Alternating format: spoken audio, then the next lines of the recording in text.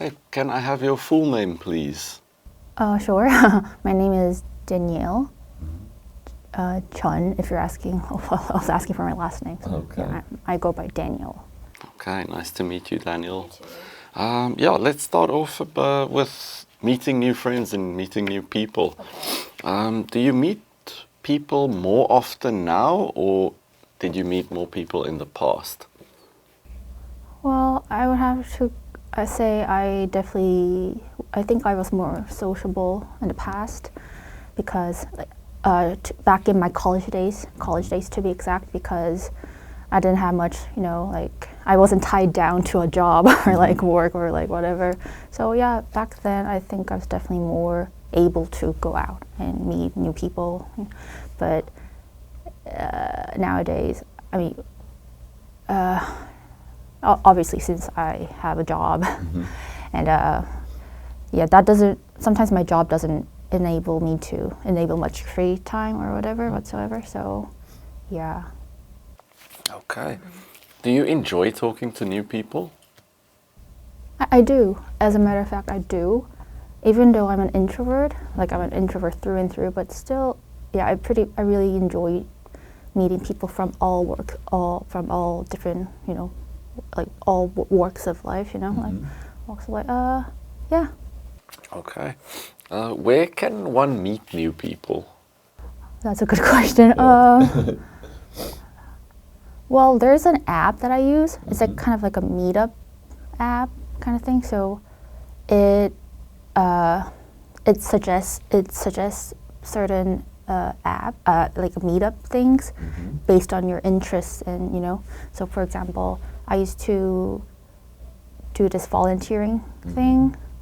So we would meet up as a group, and we would like whip up some snacks for like kids in the home, kids who live in a home, so yeah. So I think these days I use like those kind of apps because I think it's getting harder for me to meet people organically. And it's also asking, do you like meeting new people? Oh, sorry. I guess okay. Meeting new people. Yes, I do. Okay. What do you often talk about with your new friends? Oh, okay. Well, I guess I would break the ice by asking them about their backgrounds, like their hometown, for example, or their interests.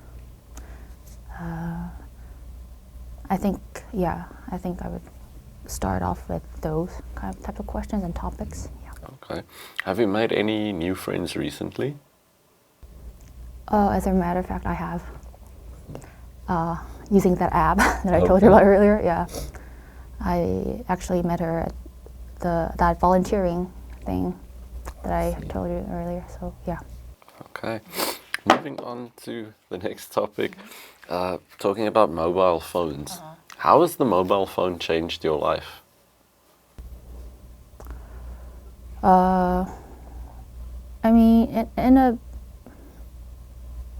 In a better way, I would have to say so, I guess. But because definitely it has made my life easier because it's so convenient, But also, I feel like sometimes I could do without my phone because sometimes it just takes up too much of my time because it's so addictive, by its nature. It's like so addictive. So, I think it has like both sides, Okay. Would you buy a new mobile phone in the future? Unless I decide to go off the grid, I will have to have a phone, right? But yeah. Okay. Yeah. What was your first mobile phone? It was a Samsung phone. To be honest, I don't really recall the exact design or the model, but yeah, it was a Samsung phone. That's fine. Yeah. And what do you use your phone most often for? Like for texting, for calling?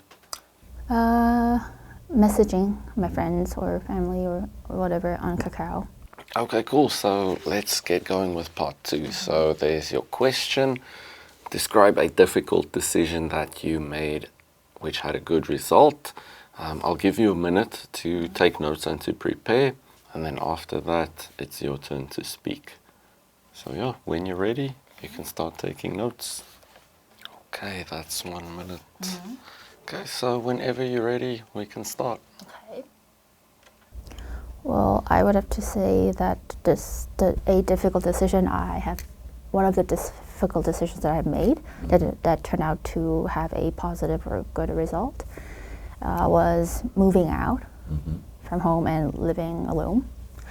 Well, I had a lot of trepidations and concerns about it at first because I always have lived with my family, and it kind of definitely gave me some anxieties at first, but I can safely say that it was the best decision that I've ever made, and it just gave me an opportunity to really mature as an adult. Yeah, I have also found I also was able to experience this newfound independence, and along the way, I was also able to pick up a lot of new skills, like practical skills, like homemaking, like cooking, So all in all, I think it was a difficult decision to make for sure, because it was like going into the unknown territory. It's like, I actually never imagined living alone, because in Korea, it's so common for even like as an adult, like it's kind of common living with your parents still, like until you get married, Right. But now I can look back on my decision and just know that it was a really good decision. Okay, fantastic. Talking about making difficult decisions and such, do you think advertisements influence consumers' decisions a lot? Definitely. I would say so, because all those marketing and tactics, they really tap into the consumer psychology. Because because back in college, I was kind of interested in marketing and PR, what you call it. They definitely, and those marketers and those advertisement people, they definitely know how to get into your head. They actually study a lot of psychology. So a lot of the decisions they make is based on human psychology or whatever. Right. And also, since those advertisement ads, they are so repetitive. They on the for example, if you turn on the TV, you'll see the same ad coming on, and then it just gets it kind of gets stuck in your head, like the really good ones, and definitely. Switching it up a bit, who do young people like to ask for advice when making big decisions? Young people, can you define young people? How young?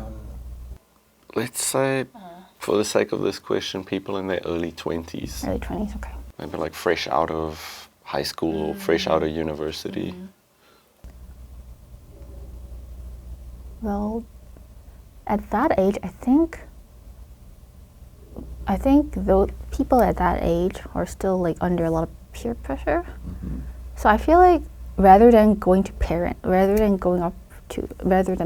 or whatever people, like a mentor, I feel like that people at that age might turn more to their fellow, their friends or whatever for an advice.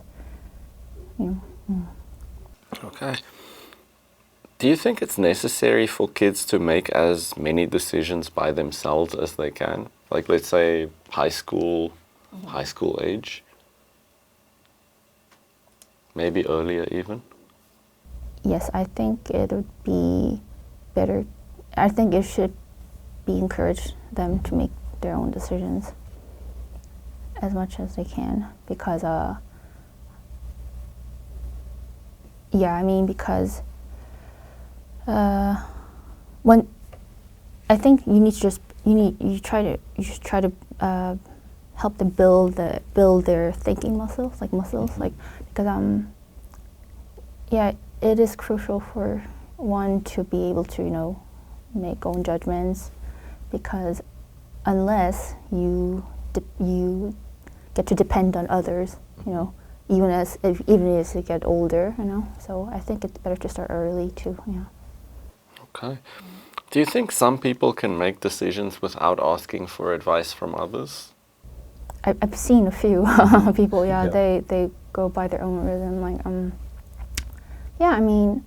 If you're confident enough, if you believe in yourself, and if you're confident enough in your own judgment, then I definitely am.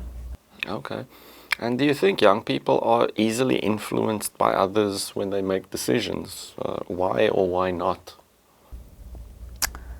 Young people, I feel like they can be swayed, persuaded easily, pretty much, because, to begin with, they don't have much life experience yet. They don't have any, they don't have much life experience yet, and they're still pretty, naive. So I think I can definitely see like some of them, would be easily persuaded or swayed your way. Yeah. Okay. Just to wrap up, what kind of decisions do young people have to make?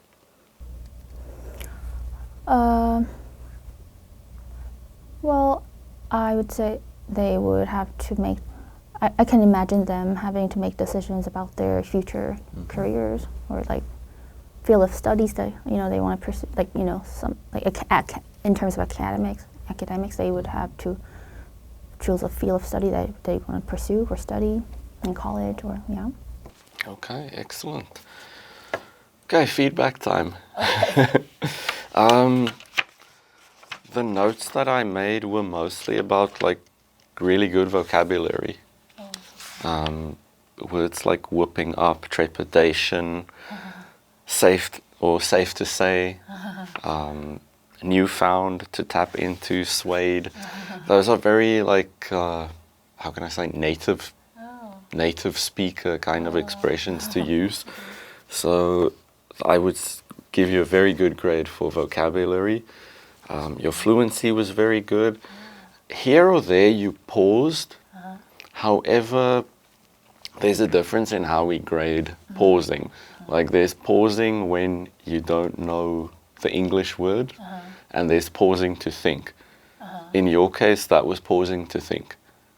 We could pick up the difference there. You weren't fishing for words. You were trying to think of actually what to respond to the question. So usually they mark pausing down if it's not a natural pause. But I think in your case it was natural. You were thinking of responding to the question. You weren't looking for the words. So yeah, overall very positive.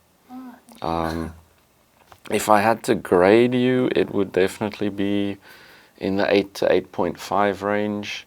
Oh, wow. So, yeah, very natural sounding, very native sounding. You're very confident as well when you speak. Oh, okay. So, yeah, I think that's there's not a lot of critical feedback that I can give you because you didn't make grammar mistakes or anything. I'm pretty sure I make tons of grammar mistakes. Trust me. Not in this case. I didn't pick up on anything. Oh. I think I wouldn't say they were grammar mistakes that you made. I think it was just more like trying to express yourself. Like, for example, you'd start with half a sentence and then you'd cut and make a new sentence. Yeah. So I wouldn't classify that as a grammar mistake. That's more like thinking out loud. It can depend on how the examiner wants to interpret that. But I would not interpret that as a mistake. That's you rephrasing or correcting yourself.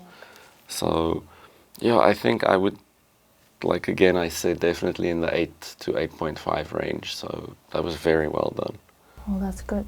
Yes, thank you. Okay. I'm actually nervous about the You did well under those circumstances Thank then. you. Okay, yeah, thank you so much. Yeah, you too.